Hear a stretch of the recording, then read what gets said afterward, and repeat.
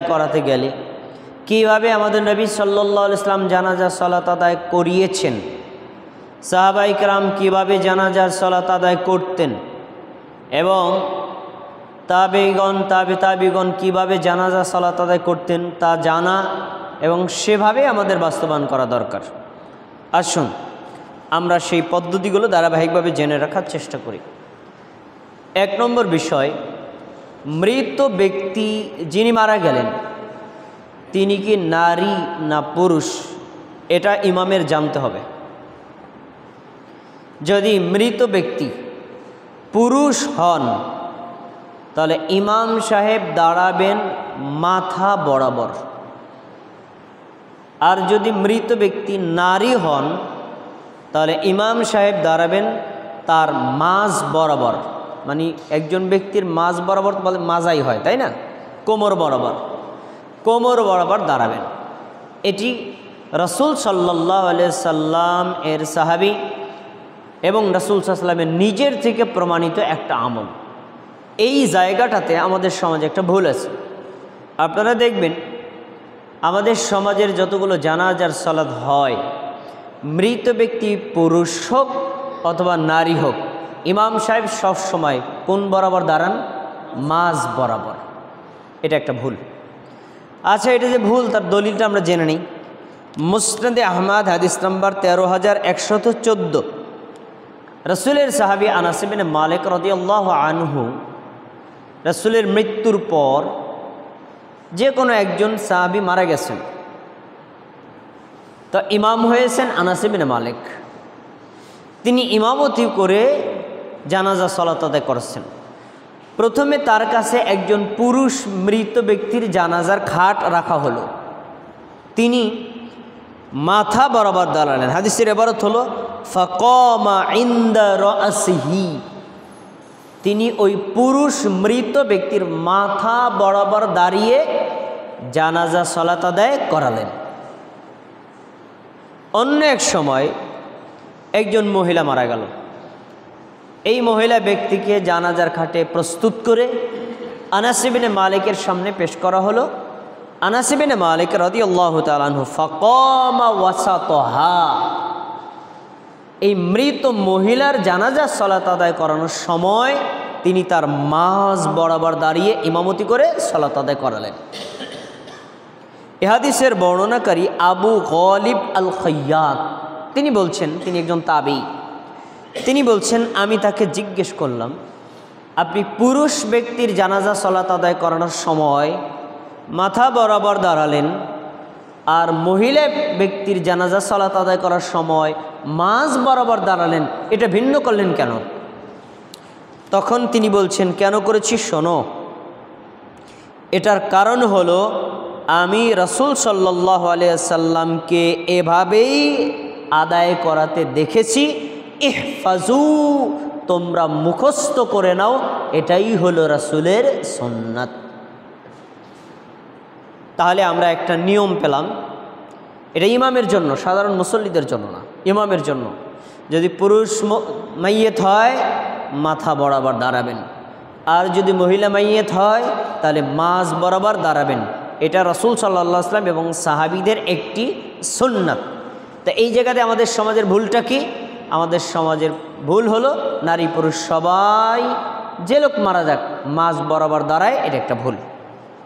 আচ্ছা, 2 নম্বর, আমাদের সমাজে জানাজার সালাতে প্রথম তাকবীরে আল্লাহু আকবার বলে হাত বাঁধার পরে আমরা ফরজ বা নফল সালাতে যে সানা পড়ি, এই সানাটা তারা পড়েন এবং মুসল্লিদেরকে পড়তে বলেন।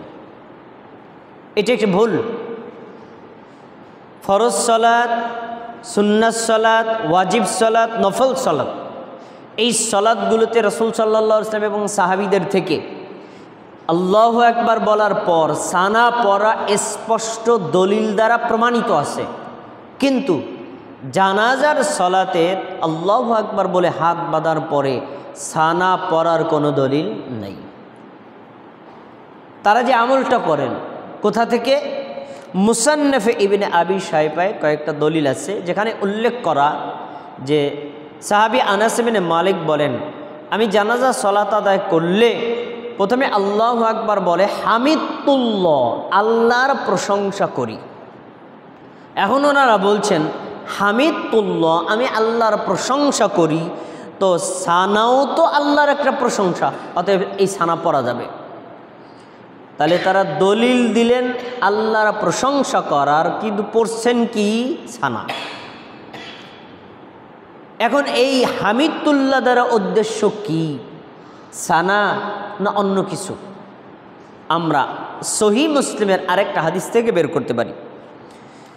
সেখানে উল্লেখ করা সহিহ মুসলিম হাদিস নম্বর 904, আবু হুরায়রা রাদিয়াল্লাহু আনহু বলেন, রাসূল সাল্লাল্লাহু আলাইহি ওয়াসাল্লামকে আমি বলতে শুনেছি কি, নবী সাল্লাল্লাহু আলাইহি ওয়াসাল্লাম বলেছেন, কোনো ব্যক্তি যখন নামাজে দাঁড়ায়, দাঁড়ানোর পরে সূরা ফাতিহার প্রথম আয়াতটা পড়ে। আয়াতটা কি? আলহামদুলিল্লাহি রাব্বিল আলামিন, সমস্ত প্রশংসা বিশ্বের প্রতিপালক আল্লাহর জন্য। দেখেন ওইখানে আনাস ইবনে মালিক বলেন আমি আল্লাহর প্রশংসা করি, আর সূরা ফাতিহার প্রথম আয়াতটা কি? প্রশংসা। এই আয়াতটা যখন বান্দা পড়ে তখন আল্লাহর নবী সাল্লাল্লাহু আলাইহি ওয়াসাল্লাম বলেন, আল্লাহ তাআলা এই আয়াতের জবাবে বলেন হামিদানি আবেদি, আমার বান্দা আমার প্রশংসা করেছে। তাহলে এই প্রশংসা দ্বারা উদ্দেশ্য কি, সানা না সূরা ফাতিহা? অতএব তারা এই প্রশংসা দ্বারা যে সানা উদ্দেশ্য করেছে এটা ভুল, বরং এই প্রশংসা দ্বারা উদ্দেশ্য হলো সূরাতুল ফাতিহা। তাহলে আমরা যেটি স্পষ্ট পেলাম, আল্লাহু আকবার বলার পরে ইমাম হোক মুক্তাদি হোক, নারী হোক পুরুষ হোক, যুবক হোক যুবতী হোক, ছোট হোক বড় হোক, জানাজার সলাতে প্রথম তাকবীরের পরে তিনি সূরাতুল ফাতিহা পাঠ করবেন, সানা পড়বেন না, কারণ সানা পড়ার কোনো দলিল নেই। তা আমাদের সমাজে সানা পড়ছে, ওই হাদিসের ব্যাখ্যা করে তাদের ব্যাখ্যাটা বাতিল। অতএব জানাজার সলাতে প্রথম তাকবীরের পরে সানা পড়া এটি একটি বিদআতি আমল। আচ্ছা, এবার আসুন, জানাজার সলাতে সূরা ফাতিহা পাঠ করা লাগবে মানে? এটা তো জীবনও কোনো দিন শুনলাম না, কোনো হুজুর তো পড়ে না, কোনো উস্তাদে তো বলে না, আমাদের সমাজে কোনো দিন তো এটা বলতেও শুনলাম না, আমলও করতে শুনলাম না। বরং এর বিপরীত, কেউ যদি পড়ে তো হুজুর তারে আরও থামানোর চেষ্টা করে। এই মিয়া, জীবনে কি জানাজা নামাজ পড়েন না? এমনি বয়স দাঁড়িয়ে ঠেলে পেকে গেছে, সূরা ফাতিহার মধ্যে সূরা ফাতিহা জানাজা নামাজ পড়তেছেন। এ কয় মুফতি সাহেব, কিন্তু মুফতি সাহেবের হাদিসই জানা নাই। জানাজার সলাতে সূরা ফাতিহা পাঠ করা ফরজ। যদি জানাজার সলাতে সূরা ফাতিহা পাঠ না করে তাহলে একটা সাধারণ দোয়া হবে, জানাজা সলাত হবে না। এত শক্ত কথা কোথায় পেলেন? আরে আল্লাহর নবী থেকে পেয়েছি। নবী সাল্লাল্লাহু আলাইহি ওয়াসাল্লাম বলেছেন, লা সলাতা লিমান লাম ইয়াকরা বিফাতিহাতিল কিতাব, যেই সলাতের মধ্যে সূরা ফাতিহা পাঠ করা হয় না ওই সলাত হবে না। রাসূলের স্পষ্ট হাদিস। আপনার কাছে জিজ্ঞাসা, জানাজা সলাত কি সলাত না? তাই যদি না হয় তাহলে মসজিদের মাইকে কেন উচ্চ শব্দে বলেন অমুক মারা গেছেন, সকাল 8টায় জানাজার নামাজের জামাত হবে, আপনারা উপস্থিত হবেন। নামাজ না বলে বলবেন জানাজার দোয়া হবে, এটা তো বলেন না। তাহলে আপনার ঘোষণাই প্রমাণ করে এটা শুধু দোয়াই না, এটা সলাত, এটা নামাজ। আর নামাজ যদি হয় ফরজ হোক, ওয়াজিব হোক, সুন্নাত হোক, মুস্তাহাব হোক, ঈদের নামাজ হোক, জুমার নামাজ হোক, নফল নামাজ হোক, সুন্নাত নামাজ হোক, জানাজা নামাজ হোক, যে কোনো নামাজ হোক, প্রত্যেক রাকাতে সূরা ফাতিহা পড়া ফরজে আইন। ইচ্ছা করে বাদ দিলে সলাত বাতিল। এই কথার আলোকে এই বাংলার জমিনে 1000 জানাজার নামাজ যদি পরীক্ষা করা হয়, 999টা জানাজা রিজেক্টেড হয় নাই। এত বড় শক্ত কথা কি বলছেন আপনি? আপনি তো ছোট মানুষ মিয়া, আপনারা 14 বার পড়াইতে এরকম মুফতি কালকিনি তো অভাব নাই। এরা কি পড়ে না, জানে না? তারা জানবে কিভাবে? আমার এই চশমার এই গ্লাসটা যদি কালো হয়, দুনিয়াটা কালোই তো দেখব। তারা মাযহাবের চশমা পরে আছে, মাযহাবের বাইরে কোরআনও পড়ে না, হাদিসও পড়ে না, হাদিস পাইলেও মানে না, তা তারা কিভাবে বুঝবে? আসেন আপনাকে আমি চোখে আঙ্গুল দিয়ে দেখাই, জানাজা সলাতে সূরা ফাতিহা পড়া রাসূলের নিজস্ব আমল, জানাজা সলাতে সূরা ফাতিহা পড়া সাহাবীদের আমল, জানাজা সলাতে সূরা ফাতিহা পড়া মাযহাবের ইমামদেরও আমল। সহিহ বুখারী হাদিস নম্বর 1335। তালহা ইবনে আব্দুল্লাহ রাদিয়াল্লাহু আনহু বলেন, সাল্লাইতু খালফা ইবনে আব্বাসিন আলা জানাজাতিন, আমি একদিন রাসূলের চাচাতো ভাই আব্দুল্লাহ ইবনে আব্বাস রাদিয়াল্লাহু তাআলা আনহু এর পিছনে জানাজা সালাত আদায় করলাম। তার মামি ইমাম ছিলেন আব্দুল্লাহ ইবনে আব্বাস। তিনি কে? রাইসুল মুফাসসিরিন, পৃথিবীর সমস্ত মুফাসসিরদের শিরোমণি, তিনি ইমাম। আর তালহা ইবনে আব্দুল্লাহ হলেন মুক্তাদি। আমি তার পিছনে জানাজা সালাত আদায় করলাম। ফাকরা বিফাতিহাতিল কিতাব, আব্দুল্লাহ ইবনে আব্বাস ওই জানাজার নামাজে উচ্চ স্বরে সূরা ফাতিহা পড়লেন। সবাইকে শোনায়া সূরা ফাতিহা পড়ছেন। আচ্ছা, সূরা ফাতিহা পড়া শেষ, নামাজে সালাম ফিরানোর পরে তিনি সবাইকে বলছে, লিয়ালামু আন্নাহা সুন্নাতুন, উপস্থিত মুসল্লিরা শোনো, আমি উচ্চ স্বরে সূরা ফাতিহা পড়তাম না, আমি পড়েছি কেন? তোমরা সবাই যেন শিক্ষা নিতে পারো, জানাজার সলাতে সূরা ফাতিহা পড়া এটা আমার সুন্নাত না, আমার নবীর সুন্নাত। সুবহানাল্লাহ। আস্তে আস্তে পড়লে হয়তো অনেকে শিখতে পারতো না, জানতে পারতো না। তিনি নবীর সুন্নাত জানানোর জন্য, নবীর সুন্নাত শেখানোর জন্য উচ্চ স্বরে সূরা ফাতিহা পাঠ করেছেন। সহিহ বুখারীর জ্বলন্ত জীবন্ত হাদিস। হাদিসের জায়গায় হাদিস আছে, হুজুর জীবনে নজরও দেয় না, মানেও না। এ হাদিস লেখার আগে ইমাম বুখারী রাহিমাহুল্লাহ তিনি একটা অনুচ্ছেদ লিখেছেন ওই কালা চশমাওয়ালা হুজুররে দেখানোর জন্য। হয়তো হুজুর হাদিস এড়াইয়া যাইতে পারে, হাদিস এড়ানোর আগে শিরোনাম দিয়ে দিছেন, বাবু কিরাআতিল ফাতিহাতি আলা জানাজাতিন। এই অনুচ্ছেদ হলো জানাজার নামাজে সূরা ফাতিহা পাঠ করা প্রসঙ্গে। এরপরেও হুজুর দেখে না, দেখবে কিভাবে? এরপরে যান মাযহাবের ইমামদের আমল এবং রাসূলের নিজস্ব আমল। সুনান ইবনে মাজাহ হাদিস নম্বর 1495। আব্দুল্লাহ ইবনে আব্বাস রাদিয়াল্লাহু আনহু বলেন, আন্নান নবী সাল্লাল্লাহু আলাইহি ওয়াসাল্লাম ক্বারা আলাল জানাজাতি বিফাতিহাতিল কিতাব। রাসূল সাল্লাল্লাহু আলাইহি সাল্লাম জানাজার সালাতে সূরা ফাতিহা পাঠ করতেন। তাহলে ইবনে মাজাহ এই হাদিস প্রমাণিত হয় যে জানাজার সালাতে সূরা ফাতিহা পড়া এটা নবীর আমল। এবার আসুন মাযহাবের ইমামদের মত। সুনানুত তিরমিজি হাদিস নম্বর 1026। আব্দুল্লাহ ইবনে আব্বাস রাদিয়াল্লাহু আনহু থেকে বর্ণিত, তিনি বলেন, আন্নান নবী সাল্লাল্লাহু আলাইহি ওয়াসাল্লাম ক্বারা আলাল জানাজাতি বিফাতিহাতিল কিতাব। নবী সাল্লাল্লাহু আলাইহি ওয়াসাল্লাম জানাজার সালাতে সূরা ফাতিহা পাঠ করেছেন। এই হাদিসটা উল্লেখ করেছেন ইমাম তিরমিজি।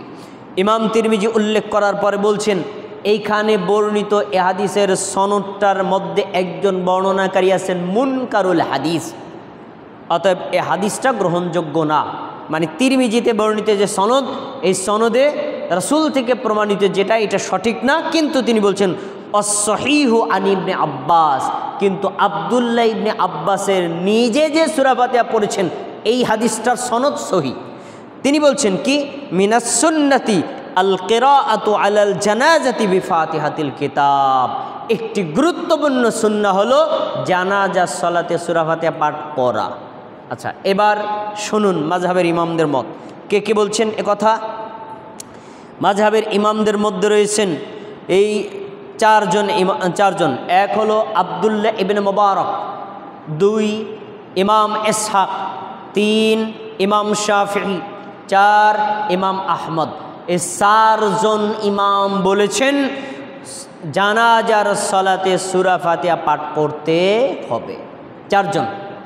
ইমাম আহমদ বিন হাম্বল 4 মাযহাবের এক মাযহাবের ইমাম, তারপরে ইমাম ইসহাক, তারপরে ইমাম আব্দুল্লাহ ইবনে মুবারক, এই 3 জন। আরও একজন রয়েছেন, তিনিও বলেছেন, আব্দুল্লাহ ইবনে মুবারক, ইমাম ইসহাক, ইমাম আহমদ, তারা বলেছেন যে জানাজা সালাতে সূরা ফাতিহা পাঠ করতে হবে। আচ্ছা প্রিয় ভাইরা, তাহলে হাদিসে স্পষ্ট প্রমাণিত হবে এবং 4 মাযহাবের ইমামদের দ্বারাও প্রমাণিত জানাজা সালাতে সূরা ফাতিহা পাঠ করতে হবে। এবার আসুন, এই যে প্রথম তাকবীরে আল্লাহু আকবার বলার পরে সূরা ফাতিহা পড়বেন, লাইনে ডিস্টার্ব আছে ভাই, বসেন, লাইনে ডিস্টার্ব আছে, বসেন। জানাজা সালাতে সূরা ফাতিহা পাঠ করবেন। জানাজা সালাতে সূরা ফাতিহা শুধু না, বরং সূরা ফাতিহার সাথে অন্য সূরা পড়াও আর একটা সুন্নাত। এটাও আমরা অনেকে জানি না। কোন জায়গায় জানি? ও, শরীয়তপুর জেলায়। শরীয়তপুর জেলায় আমি কি জানাজা সালাত পড়াইতে নিচ্ছে, আমি উচ্চস্বরে সূরা ফাতিহা পাঠ করা শুরু করছি। পিছনের মুফতি সাহেবরা আল্লাহু আকবার আল্লাহু আকবার, মানে ইমাম সাহেব আপনার ভুল হয়েছে, আপনার ভুল হয়েছে বুঝাইতে চাইছে। এরা ভুল ধরে কি কইয়া আল্লাহু আকবার বলে ভুল ধরে, এরা আল্লাহু আকবার শুরু করছেন, মানে আমার ভাবছি কি আমি মনে হয় ভুলে সূরা ফাতিহা পড়তেছি। পরে নামাজের শেষে বললাম যে না, এটা ভুল না, এটাই সঠিক। যাই হোক, কিছু তর্ক হলো, তর্কটা বাদ দিই আমরা, খুতবার এটা মূল আলোচ্য বিষয় না। এখনই কথা হলো সূরা ফাতিহা পড়া, এটাও যেমন একটা গুরুত্বপূর্ণ আমল, এই সূরা ফাতিহার সাথে অন্য একটা সূরা বা 2-3টা আয়াত পড়া, এটাও একটা সুন্নাত। তার কি দলিল আছে? তারও দলিল আছে। দেখেন কোথায় বর্ণিত আছে, সুনানে নাসাই হাদিস নাম্বার 1987, আন তালহা ইবনে আব্দুল্লাহ রাদিয়াল্লাহু আনহু ক্বালা, তালহা ইবনে আব্দুল্লাহ রাদিয়াল্লাহু তাআলা আনহু বলেন, সাল্লাইতু খালফা ইবনে আব্বাস আলাল জানাজা, তিনি বলছেন আমি একদিন আব্দুল্লাহ ইবনে আব্বাস রাদিয়াল্লাহু আনহুর পিছনে জানাজা সালাত আদায় করলাম। ফাকরা বিফাতিহাতিল কিতাব, তিনি সূরা ফাতিহা পড়লেন, অসূরাতিন, আর একটা সূরা পড়লেন, ওয়া জাহারা, উচ্চ স্বরে পড়লেন, হাত্তা আসমা ফালাম্মা ফারাগা, এমনকি আমাদের সবাইকে শুনিয়ে পড়লেন। নামাজ যখন শেষ করেছেন তখন ফা আখাযতু বিয়াদিহি, আমি তার হাত ধরলাম। তালহা ইবনে আব্দুল্লাহ কার হাত ধরেছে? আব্দুল্লাহ ইবনে আব্বাস রাদিয়াল্লাহু আনহুর হাত ধরেছেন। হাত যখন ধরেছেন তখন তিনি বুঝতে পেরেছেন কিছু প্রশ্ন করবেন, প্রশ্ন করার আগেই তিনি উত্তর দিচ্ছেন, এ মিয়া তুমি জানতে চাচ্ছো, তাহলে শোনো। ফাকালা সুন্নাতুন ও হক্কুন, জানাজার সালাতের মধ্যে সূরা ফাতিহা অন্য সূরা পড়া আমার সুন্নাত না, স্বয়ং নবীর সুন্নাত, ও হক্কুন, এবং এটা জানাজার একটা হক। আর কি বলবেন আপনারা? জানাজা সালাতের হক সূরা ফাতিহা পড়া এবং অন্য সূরা পড়া। এরকম জ্বলন্ত জীবন্ত হাদিস থাকার পরেও হুজুর হাদিসের উপর আমল করে না। কেন করে না? মাযহাবের চশমা পড়েছে তাই। অতএব জানাজা সালাত যদি আপনি সালাত হিসেবে কবুল করাতে চান, আপনাকে সূরা ফাতিহা পড়তে হবে। আর যদি সূরা ফাতিহা বাদ দিয়ে জানাজা সালাত আদায় করেন, এটা সাধারণ দোয়া হবে, সালাত হবে না। প্রিয় ভাইয়েরা, এখানে একটা প্রশ্ন থাকতে পারে, জানাজার সালাতের ভিতরে যা আমরা পড়ি এটা কি উচ্চ স্বরে পড়া সুন্নাত না নিম্ন স্বরে চুপে চুপে পড়া সুন্নাত?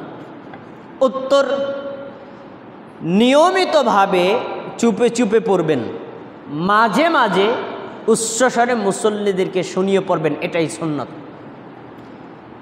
রাসূল সাল্লাল্লাহু আলাইহি ওয়াসাল্লাম এবং সাহাবীগণ নিয়মিত চুপে চুপে পড়তেন। মাঝে মাঝে কেন পড়তেন? মুসল্লিদেরকে শিক্ষা দেওয়ার জন্য।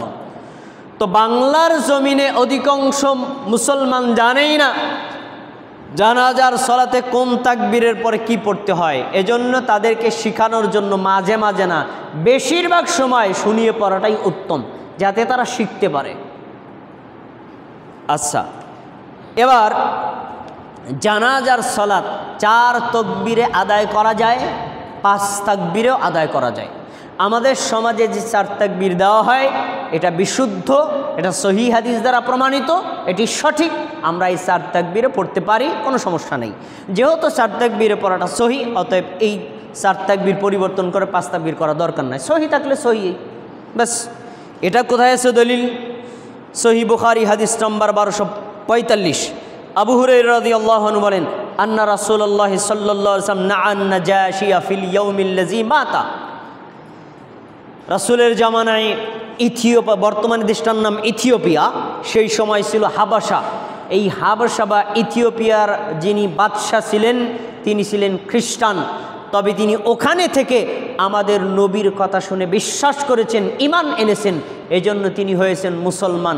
এই বাদশাহ নাজ্জাশী যখন মারা গেলেন ওই দেশে আর কোনো মুসলমান ছিল না।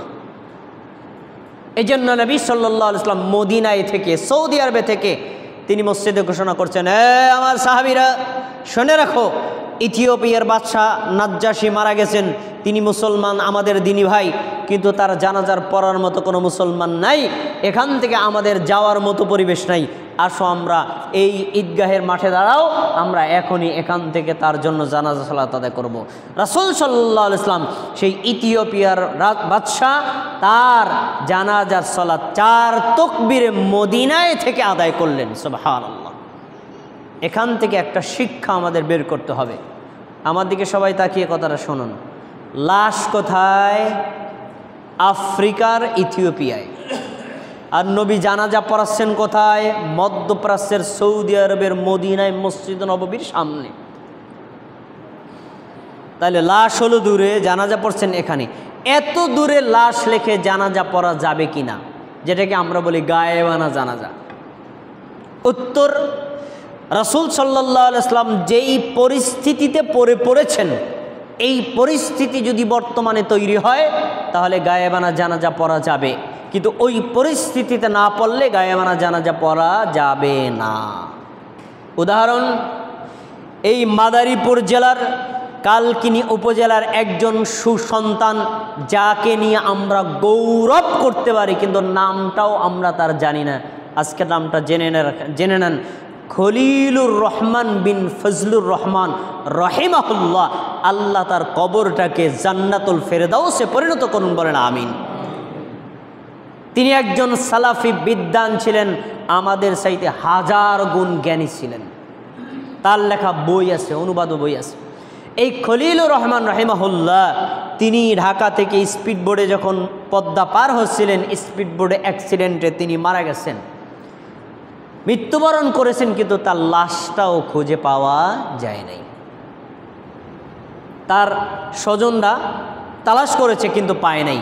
এখন খলিলুর রহমান তিনি কি মুমিন মুসলিম না? লাশ তো পায়নি, এখন কি করবে? এই যে লাশ পাওয়া গেল না, তার জানাজা হয়নি, এমন যদি ব্যক্তি হয় তাহলে তার জানাজা গায়েবানাভাবে আদায় করা যাবে। কিন্তু কোনো ব্যক্তির যদি একবার জানাজা হয়ে যায়, ওইখানে জানাজা দেওয়ার মতো কোনো লোক থাকে, এই লোকটার লাশ দূরে রেখে জানাজা পড়া যাবে না। যেই বেদাত বাংলাদেশের রাজনীতির নামে ঢুকেছে, মরেছে রাজশাহীতে, মাদারীপুরে গায়েবানা জানাজা পড়ে, কোন দলিল কোথায় লাগাইছে? অথচ সেখানে জানাজা 2-3 বার হয়ে গেছে।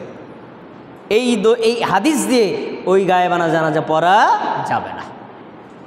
যাই হোক, আমার বলার উদ্দেশ্য ছিল রাসূল সাল্লাম 4 তাকবীরে জানাজা সালাত আদায় করিয়েছেন, অতএব 4 তাকবীর সহি আমরা আদায় করতে পারি। এবার জানাজার সালাতে প্রত্যেক তাকবীরের সময় হাত উত্তোলন করা, যার আরবি শব্দ হলো রফুল ইয়াদাইন, করা যাবে কি যাবে না? উত্তর, এটি রাসূল সাল্লাল্লাহু আলাইহি ওয়াসাল্লামের 4 জন সাহাবী থেকে প্রমাণিত এবং 4 জন তাবেঈ থেকে প্রমাণিত। অতএব কেউ যদি এটা করে তাহলে একটি সুন্নাত পালন করা হবে, না করলে তার জানাজা হয়ে যাবে, কারণ এটা ফরজ ওয়াজিব কিছু না। এটা কোথায় আছে? সুনানে তিরমিজির হাদিস দিয়ে বর্ণিত আছে। সুনানে তিরমিজি হাদিস নাম্বার 1077, সেখানে উল্লেখ করা আছে যে রাসূল সাল্লাল্লাহু আলাইহি ওয়াসাল্লাম এর সাহাবীদের মধ্য থেকে কেউ কেউ যার 4টি তাকবীর দিতেন, প্রত্যেক তাকবীরে হাত উত্তোলন করতেন। আমাদের দেশের হুজুররা প্রথমবার হাত উত্তোলন করে, আর বাকি 3 বার উত্তোলন করে না, না করলেও জানাজা হয়ে যাবে। আচ্ছা, এবার আমি আপনাদের সামনে একটি গুরুত্বপূর্ণ পয়েন্ট বলবো, যা জানাজার একটি মোস্ট ইম্পর্ট্যান্ট অংশ। আমার এই কথাটা শোনার সময় কেউ নিচের দিক তাকায় থাকতে পারবে না। নাইম ভাই, চোখ আমার দিকে দেন, নিচের দিকে তাকায় থাকলে হবে না। জানাজা সলাত যেমন সলাত অনুরূপ দোয়া, এটি সলাতও দোয়াও। আবারও বলছি, জানাজা সলাত যেমন নামাজ, আবার দোয়া, দোয়াও নামাজও। মনে রাখেন, যেহেতু নামাজ সূরা ফাতিহা লাগবে, যেহেতু দোয়া, দোয়া করতে হবে মাইয়েতের জন্য। মাইয়েতের জন্য যদি দোয়া না করেন তাহলে তো দোয়া হবে না। আর যদি আপনি সূরা ফাতিহা না পড়েন তাহলে জানাজার নামাজ হবে না। নামাজের কথা তো বলে গেলাম, এবার আসুন দোয়া। দোয়ার ক্ষেত্রে একটি গুরুত্বপূর্ণ বিষয় হলো, দোয়াটা হতে হবে কলফ, অন্তর থেকে, ঠোঁট থেকে না। এই কথা কি বললেন? মানুষ কি ঠোঁট দিয়ে দোয়া করে? হ্যাঁ, আমাদের দেশের হুজুররা ঠোঁট দিয়েই দোয়া করে। ঠোঁট দিয়ে যদি দোয়া না করতো, জানাজার নামাজ 1.5 মিনিটের বেশি সময় লাগে না। কারণটা কি আমারে বলেন? আল্লাহু আকবার বলে দাঁড়াইছেন, মনে হয় বাড়িতে আগুন লাগছে, সুবহানাল্লাহ বিহামদিহি কতবার আলহামদুলিল্লাহ মাইল লাগছে নাকি? 1.5 মিনিটে সালাম ফিরিয়ে ফেললেন। আপনি কি জানাজার নামাজটাকে কি মনে করলেন? আপনি তারা ঠোঁট দিয়ে দোয়া করে, অন্তর থেকে করে না।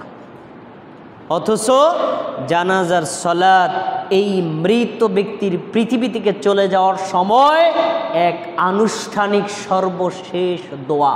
এটা বোঝেন অনেক মুফতি, এজন্যই মুফতি সাহেবরে দেখবেন সালাম ফিরানোর পর ভাই আসেন আসেন আসেন একটু দোয়া করি। তো মুফতি সাহেব, জানাজার মধ্যে করলামটা কি? জানাজার নামাজের পরে যে আবার লাশটা সামনে রেখে দোয়া করতেছে, তো জানাজার মধ্যে করছেন নাকি? আমার বুঝান। এবার নবীর হাদিস শোনেন মুফতি সাহেব। নবী সাল্লাল্লাহু আলাইহি ওয়াসাল্লাম বলছেন, ইদা সাল্লাইতুম আলাল মাইয়িত ফাআখলিসু লাহু দুআ।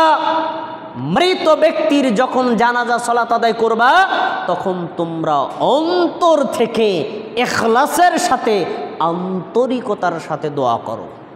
কি চমৎকার বাক্য! তাহলে আন্তরিকতার সাথে দোয়া হবে কেমন? আল্লাহুম্মা গফির লাহু, আল্লাহ আপনি তাকে ক্ষমা করেন। আরহামহু, আল্লাহ আপনি তাকে দয়া করেন। ওয়া আফিহি, আল্লাহ তাকে মার্জনা করেন। ওয়াফু আনহু, তার পক্ষ থেকে পাপগুলো মার্জনা করেন। ওয়া আকরিম নুজুলাহু, তাকে আপনি উত্তম মেহমানদারি ব্যবস্থা করেন। আর যদি বলেন আল্লাহুম্মা গফির লাহু ওয়ারহামহু ওয়াফিহি ওয়ারফু আনহু, এগুলো কি? এগুলো ঠোঁটের দোয়া, এগুলো তো আন্তরিকতার সাথে দোয়া না। এজন্য অধিকাংশ জানাজায় গিয়ে আমার মনে কোনো শান্তি পাই না, কারণ তারা 4টা তাকবীরে পড়তে যা লাগে, আমার একটা দোয়া পড়তে অতটুকু সময় লাগে। তা আমি তো কিছুই পড়ে সারতে পারি না, এগুলোর সাথে পাল্লা দেওয়া লাগে। এটা জানাজা হয় না। জানাজার সালাত আন্তরিকতার সাথে মাইয়েতের জন্য দোয়া করতে হবে। জানাজার সালাতে পুরুষ বা নারী যদি প্রাপ্তবয়স্ক হয়, তার জন্য 2টি দোয়া প্রমাণিত আছে। একটা দোয়া আমাদের সমাজের হুজুররা পড়ে, আরেকটা দোয়া আমাদের দেশের হুজুর কেন শাইখুল হাদিসও পারে না। ভাই আপনি এত শক্ত করে বলেন, আমি ভাই শক্ত বলবেন, এর চাইতে আরও শক্ত বলা উচিত। পারে না শিওর, পারলে কেন, না পারলে কেন পড়ে না বলেন? যেই দোয়াটা পড়ে আমি তার অর্থটা বলবো, আর যেই দোয়াটা পারে না তার অর্থটা বলবো। আপনারা সিদ্ধান্ত নেবেন কোনটা উত্তম। দেখেন আমি শোনাই, তারা পড়ে কোনটা? আল্লাহুম্মা গফির লিহাইয়িনা ওয়া মাইয়িতিনা ওয়া শাহিদিনা ওয়া গায়িবিনা ওয়া সগীরিনা ওয়া কাবীরিনা ওয়া যাকারিনা ওয়া উনসানা। আল্লাহুম্মা মান আহইয়াইতাহু মিন্না ফাহিহি আলাল ইসলাম ওয়া মান তাওফাইতাহু মিন্না ফাতাওয়াফাহু আলাল ঈমান। এটা তারা পড়ে। 3 নম্বর তাকবীর দেওয়ার পরে এটা পড়ে। অর্থটা শোনেন, আল্লাহ আমাদের মধ্যে যারা জীবিত তাদেরকে আপনি ক্ষমা করেন, আমাদের মধ্যে যারা মৃত তাদেরকে আপনি ক্ষমা করেন, আমাদের মধ্যে যারা ছোট তাদেরকে ক্ষমা করেন, যারা বড় তাদেরকে ক্ষমা করেন, যারা উপস্থিত তাদেরকে ক্ষমা করেন, যারা অনুপস্থিত তাদেরকে ক্ষমা করেন। আমাদের মধ্যে আমরা যারা জীবিত আছি ইসলামের উপরে জীবিত রাখেন, আমাদের মধ্যে যাদেরকে আপনি মৃত্যু দিবেন ঈমানের উপর মৃত্যু দান করেন। বুঝে থাকলে বলেন, সামনে লাশ, লাশের জন্য টার্গেট করে কয়টা বাক্য বলা হয়েছে? একটা শব্দ বলা হয়নি। সামনে আমার বাবার লাশ, কি বলছি? আমাদের মধ্যে যারা মারা গেছেন, তাহলে আমার বাবাও আছে, অন্যরাও আছে, আমভাবে সবাইরে বলছি, কিন্তু তাকে টার্গেট করে কোনো কিছু বলা হলো হয়নি। এবার আমরা যেটা পড়ি সেটা শোনেন। আল্লাহুম্মা গফির লাহু ওয়ারহামহু ওয়াআফিহি ওয়া'ফু আনহু ওয়াকরিম নুজুলাহু ওয়াওয়াসি মুদখালাহু ওয়াগসিলহু বিল মাই ওয়াস-সালজি ওয়াল বারাদ ওয়ানাক্কিহি মিনাল খতায়া কামা ইউনাক্কাস সাওবুল আবয়াদু মিনাদ দানাস ওয়াবদিলহু দারান খায়রাম মিন দারিহি ওয়া আহলান খায়রাম মিন আহলিহি ওয়া যাওজান খায়রাম মিন যাওজিহি ওয়া আদখিলহুল জান্নাহ ওয়া আ'ইদহু মিন আযাবিল কবরি ওয়া মিন আযাবিন নার। অর্থ শোনেন। আমার দিক তাকাতে বলে, এবার ডাক দেন, এই বালিশ এনে দেবো। শোনেন, আল্লাহ, এই যে মৃত, আমার সামনে মৃত লাশ না, আল্লাহ আপনি তাকে ক্ষমা করেন, তাকে আপনি দয়া করেন, তার পাপ মার্জনা করেন, তার পক্ষ থেকে মার্জনা করেন, তাকে আপনি মেহমানদারির ব্যবস্থা করেন, তার কবরের আযাব মাফ করেন, দুনিয়াতে তার যে বাড়ি ছিল তার চাইতে উত্তম বাড়ি দান করেন, দুনিয়াতে তার যে স্বামী বা স্ত্রী ছিল তার চাইতে উত্তম স্ত্রী স্বামী দান করেন। আল্লাহ আপনি তাকে জাহান্নামের আযাব থেকে বাঁচান, কবরের আযাব থেকে বাঁচান, আপনি তাকে জান্নাত দান করেন। 14টা পয়েন্ট বলছি, কার জন্য? কথা বলে না, কার জন্য? আর এই উপস্থিত মাইয়েতের জন্য, যে লাশটা আমি সামনে রেখেছি। 14টা দোয়া হইছে, প্রত্যেকটা শব্দই তার জন্য। কোনটা উত্তম আপনারা বলেন? আগেরটা উত্তম না পরেরটা উত্তম? পরেরটা আপনার এলাকার মুফতি জানেই না, পড়বে কি? অথচ পরেরটা পড়ার সময় এই দোয়ার, আমার এই দোয়ার বইটা আপনাদের কাছে অনেকের মনে হয় আছে, হ্যাঁ, এটার 85 নম্বর পাতায় বের করে দেখেন, আমি দোয়াটা 87 নম্বর পাতায় দোয়াটা দিয়ে দিয়েছি।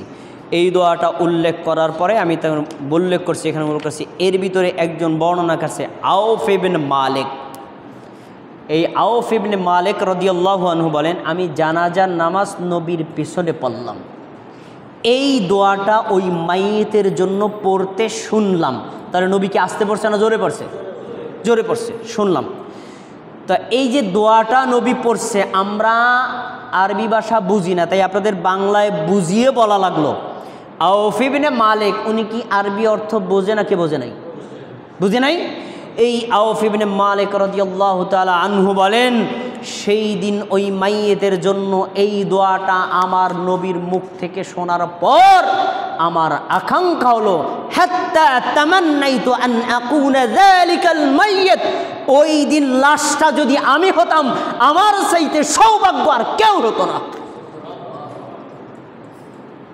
নবী যদি বলে, রাসূল যদি বলে, আল্লাহ তুমি তাকে ক্ষমা করো, তুমি তাকে দয়া করো, তুমি তাকে মার্জনা করো, তুমি তাকে দুনিয়ার বাড়ি থেকে উত্তম বাড়ি দান করো, তুমি তাকে পাপ ক্ষমা করো, তুমি তার সাদা কাপড়ের মতো কাপ একদম ধুয়ে পরিষ্কার করে দাও, জাহান্নামের আগুন থেকে বাঁচাও, জান্নাত দান করো, এই কথা যদি নবী বলে, কবুল হয়েছে না হয় নাই?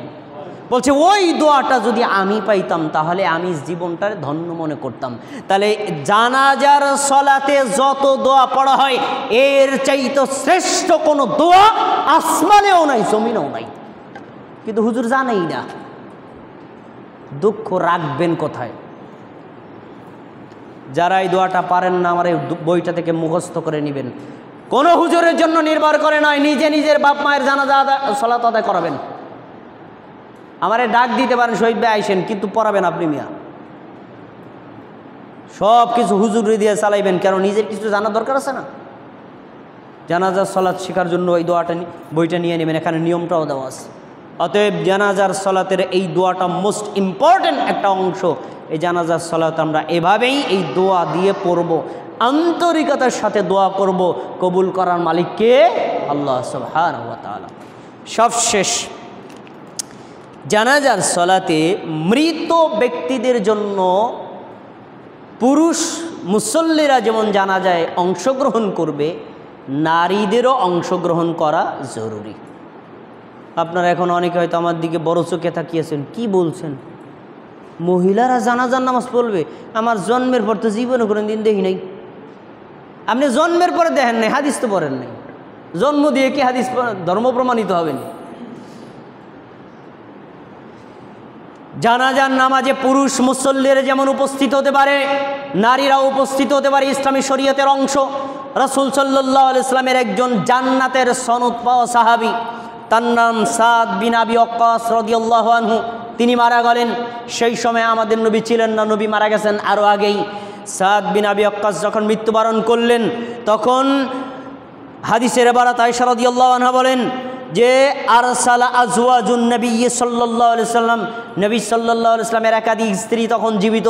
এই স্ত্রীরা মিলে মাইয়েতের বাড়িতে খবর পাঠালেন, সাদ বিন আবি ওয়াক্কাসের লাশটা যেন মসজিদের মধ্যে রাখা হয়, কারণ নবীর স্ত্রীরা ওই সাদ বিন আবি ওয়াক্কাসের জানাজা সালাত আদায় করবেন।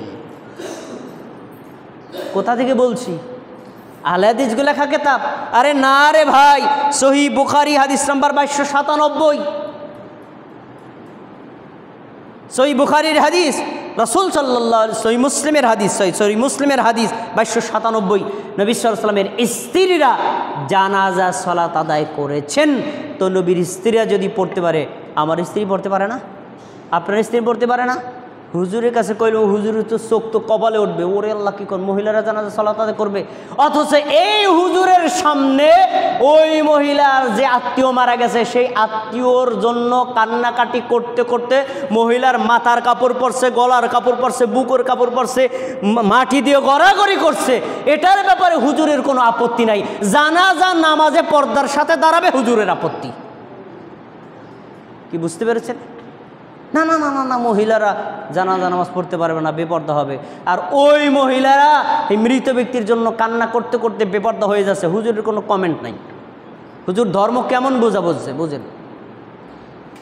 মসজিদে মহিলারা আসলে ফিতনা হবে, হুজুর বড় শক্ত, অথচ বাজারে মহিলারা গড়ে, হুজুর তখন চুপ করে বসে থাকে। হুজুর ধর্ম কি বুঝছে? তাহলে জেনে রাখেন, জানাজার নামাজে নারীরা পর্দার সাথে অবশ্যই অংশগ্রহণ করতে পারে। আমরা জানাজা সালাত আদায় করি, মহিলারা ঘরের জানালার ফাঁকা দিয়ে তাকায়া দেখে আর চিল্লাইয়া কান্দে। ওই কান্দার চাইতে আমার সাথে যদি জানাজায় শরীক হয়, ওই মা ওই বোন যদি তার আত্মীয়র জন্য দোয়া করে, আল্লাহ তুমি তাকে ক্ষমা করো, এটা উত্তম নাকি ওখানে বসে থেকে তাকায়া দেখা উত্তম? কোনটা উত্তম? কমন সেন্সও তো এটাই বলে। তাহলে আমরা জানাজার সালাতে এই কাজটা করাবো।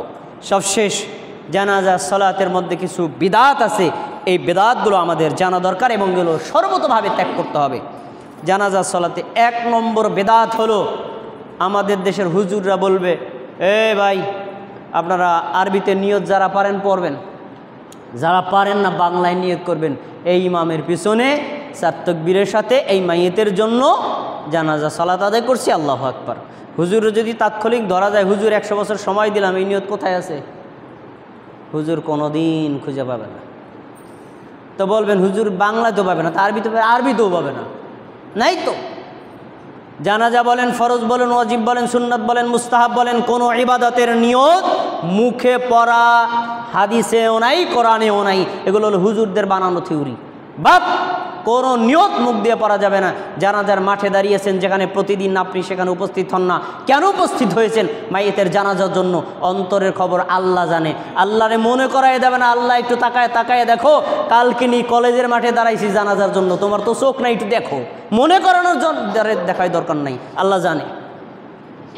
আল্লাহু আকবার বলে জানাজা শুরু হবে। আল্লাহু আকবার বলে যখন হাত বাঁধবেন, হাত বাঁধার পরে পড়বেন সূরাতুল ফাতিহা, আউযু বিল্লাহ বিসমিল্লাহ বলে সূরা ফাতিহা পড়বেন, তারপরে বিসমিল্লাহির রহমানির রহিম বলে অন্য সূরা পড়বেন, এরপরে আবার হাত উঠিয়ে আল্লাহু আকবার বলে আবার হাতটা বেঁধে নিয়ে আপনি সলাতের মধ্যে যে দরুদ পড়েন, আল্লাহুম্মা সাল্লি আলা মুহাম্মদ আল্লাহুম্মা বারিক আলা মুহাম্মদ, এই দরুদটা পড়বেন। আবার আল্লাহু আকবার বলে হাত উঠিয়ে হাতটা আবার বেঁধে নিয়ে আল্লাহুম্মা গফির লাহু ওয়ারহামহু, ওই দোয়াটা পড়বেন। আল্লাহুম্মা গফির লিহাইয়িনা ওয়া মাইয়িতিনা, এই দোয়াটা পড়বেন। এই দোয়াটা হলো পুরুষ এবং প্রাপ্তবয়স্ক নারী হলে তাদের জন্য, কিন্তু যদি শিশু হয় তখন এই দুইটা দোয়া পড়া লাগে না। তখন শিশুদের জন্য একটা দোয়া আছে, আল্লাহুম্মা জাআলহু লানা ফারাতাও সালাফাও ওয়া আজরাও ওয়া যুখরা, এই দোয়াটা পড়বেন। এটাও আমার বইতে দেওয়া আছে। শিশু হলে এই দোয়া, আর বড় প্রাপ্তবয়স্ক হলে ওই দোয়া পড়বেন। দোয়া পড়া শেষ, এবার আবার আল্লাহু আকবার বলে হাতটা বেঁধে নেবেন। 4 তাকবীর শেষ, আসসালামু আলাইকুম রাহমাতুল্লাহ, আসসালামু আলাইকুম রাহমাতুল্লাহ।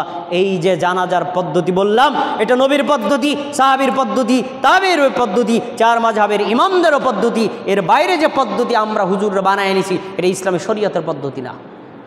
তাহলে আমরা প্রথমে যে নিয়ত বাংলা আরবিতে করি, এটা বেদাত, এটাকে বর্জন করতে হবে।